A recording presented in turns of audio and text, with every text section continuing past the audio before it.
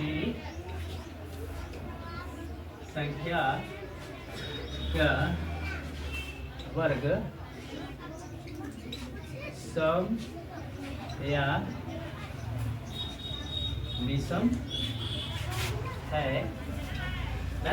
कैसे जानेंगे? तो आप लोग जानते हैं कि सम विषम क्या होता है कि जो 2 से पूरी भाग लगे उसे हम सम संख्या कहते हैं, यानी इवेंट नंबर, और जो 2 से पूरी भाग ना लगे उसे हम विषम कहते हैं। बात यहाँ ये है कि हम वर्ग की बात कर रहे हैं कि अगर कोई भी संख्या के यदि हम वर्ग करते हैं, किसी भी संख्या का वर्ग करते हैं, तो वह सम है कि विषम है उसके बारे में जानकारी होना चाहिए। तो याद रखिए कि मान के चलिए यह संख्या है, मान के चलिए ये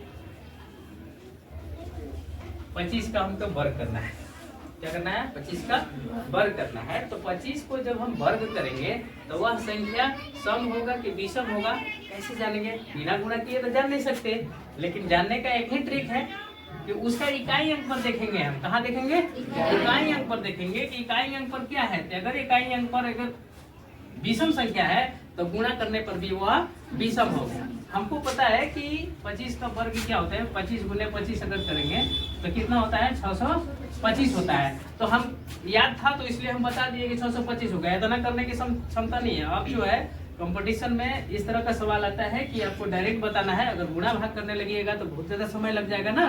तो इसके चलते जो है आप डायरेक्ट देखिएगा कि 25 का वर्ग करना है मुझे, और जिसका इकाई अंक मुझे कितना है, विषम संख्या है, तो उसका वर्ग भी मेरा वर्ग करने पर भी वो क्या आएगा? विषम ही होगा। समझ में आ गया ना? अगर किसी संख्या का मान के चलिए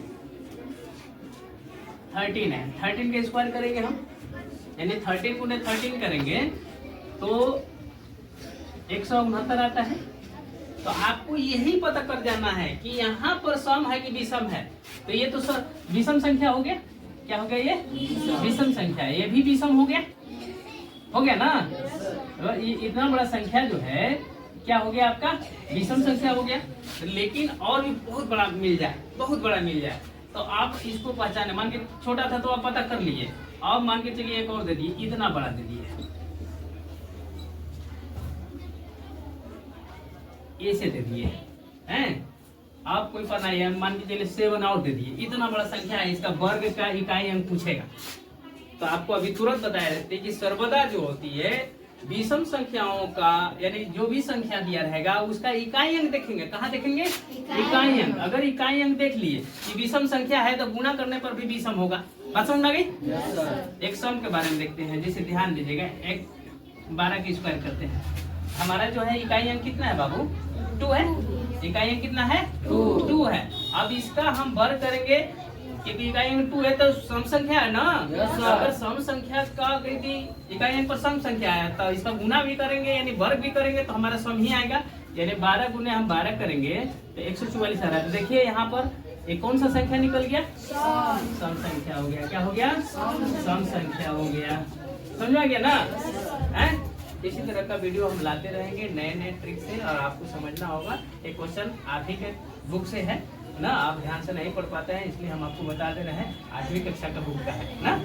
तो इसमें पहचानने का तरीका है कि जिस भी कोई भी संख्या कितना हो भी बड़ा हो, उसका वर्ग इकाई वर्ग करने पर अगर इकाई अंक विषम है तो विषम होगा, अगर इकाई अंक सम होगा तो सम होगा। थैंक यू, धन्यवाद।